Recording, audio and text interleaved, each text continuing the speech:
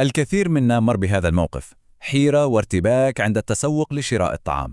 في عالمنا اليوم علاقتنا بالأكل أصبحت معقدة جدا وممتزجة بشكل غريب. في هذه الحلقة رح نتعمق في هذه المفارقة الحديثة ونحاول نفهم ليش إحنا في حيرة من أمرنا مع كل اللي نعرف عن الصحة والغذاء. وهذا هو السؤال الجوهري، يعني مع كل هذا التقدم العلمي وكل المعرفة اللي صارت عندنا عن التغذية والكيمياء الحيوية، كيف تحول شيء بسيط وبديهي زي الأكل لهذا التعقيد الكبير اللي محيرنا كلنا؟ طيب، عشان نفهم هذا التحول لازم نرجع خطوة للوراء ونشوف الصورة الكاملة. البشرية انتقلت من مرحلة الكفاح عشان تلاقي أكل يكفيها عشان تعيش إلى مرحلة تانية تماما، الكفاح مع الأكل نفسه وسط وفرة هائلة وخيارات ما تنتهي. وهنا بالضبط تكمن المفارقة العجيبة. احنا قدرنا نسيطر على إمداداتنا الغذائية بشكل ما كان ممكن أحد يتخيله، لكن في المقابل ظهرت لنا أمراض جديدة كليا مرتبطة بالأكل، وفوق كل هذا حالة ضياع وعدم يقين منتشرة بخصوص إيش هو الأكل الصحي فعلا. خلونا نرجع بالزمن شوي عشان نفهم كيف وصلنا لهنا، في رحلة سريعة جدا عبر تاريخ علاقتنا بالطعام. تاريخنا مع الأكل طويل جدا، بس شهد تحولات ضخمة. يعني لملايين السنين كان في توازن في نظام الصيد والجمع، وبعدها جت الثورة الزراعية وغيرت كل شيء. لكن القفزة الحقيقية، القفزة الكبرى، صارت في القرن التاسع عشر. الثورة الصناعية غيرت طريقة إنتاج الأكل وحفظه للأبد، وهي اللي مهدت الطريق للعالم اللي نعيشه اليوم.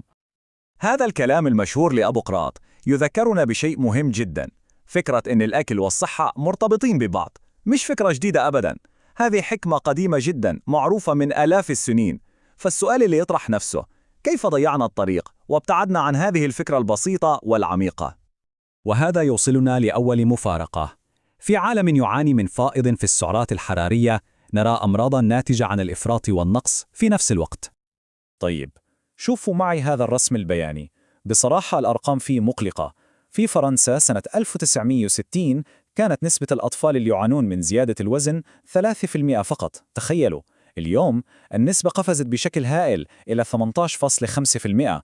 هذه الزيادة الضخمة هي مثال واضح جدا على اللي نسميه أمراض الوفرة. وهنا تتوضح المفارقة. يعني من ناحية في ناس تعاني من أمراض الوفرة، ومن ناحية ثانية في ناس تعاني من النقص. والموضوع مش بس بسبب الفقر، لا، أحيانا يكون السبب هو الحميات الغذائية القاسية جدا، أو حتى الاضطرابات النفسية اللي ممكن تخلي الطبق الواحد يبدو فاضي حتى لو كان عايش في عالم مليان بالأكل. وما في مثال يوضح تأثير البيئة أكثر من قصة هنود البيمة. القصة دي مذهلة. هم عندهم نفس التركيبة الجينية، نفس الجينات، لكن صحتهم تختلف اختلاف جذري. في المكسيك مع أسلوب حياتهم التقليدي مرض السكر نادر جدا، حوالي 3% بس. أما في أريزونا مع وفرة الأكل والحياة اللي ما فيها حركة النسبة تتجاوز 50%. الجينات هي نفسها ما تغيرت، اللي تغير هو البيئة المحيطة. وهذا يأخذنا مباشرة للمفارقة الثانية، وهي أن طعامنا اليوم يخضع لأكثر الضوابط صرامة في التاريخ، لكننا ما زلنا قلقين من أخطار خفية كامنة فيه. الحقيقة هي إن سلسلة إمداداتنا الغذائية اليوم مراقبة بشكل صارم جدا، أكتر من أي وقت مضى. يعني من المزرعة للطاولة. نظريا هذا المفروض يكون شيء يطمئننا كلنا.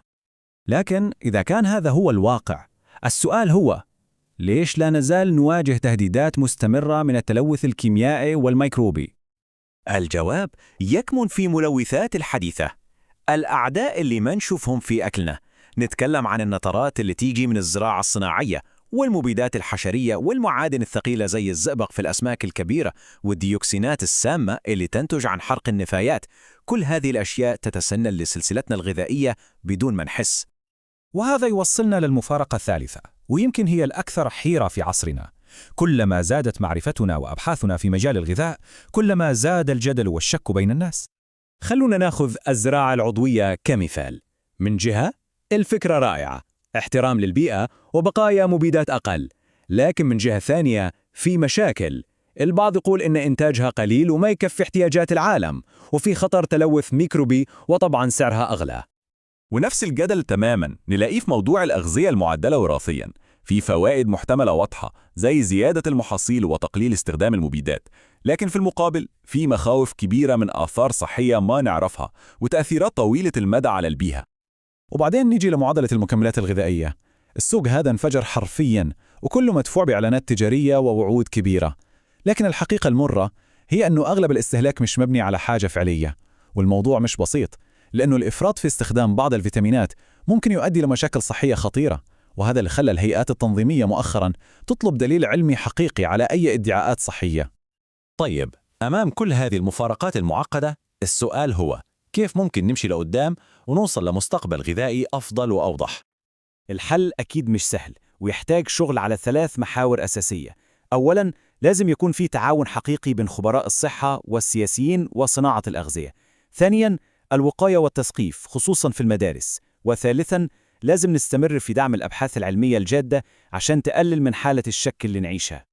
لكن يمكن أهم فكرة نطلع بيها من كل هذا هي ما في نظام غذائي واحد سحري يناسب كل الناس. جينات كل شخص فينا مختلفة، وهذا معناه أن تفاعل جسمنا مع الأكل يختلف.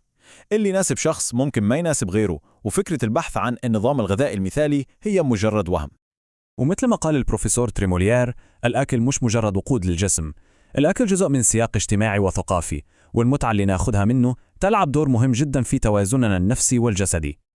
وفي النهاية، في عصر مليء بالتناقضات، يبقى السؤال الأهم مطروحا لكل واحد فينا: كيف نلاقي التوازن الخاص فينا على طبقنا؟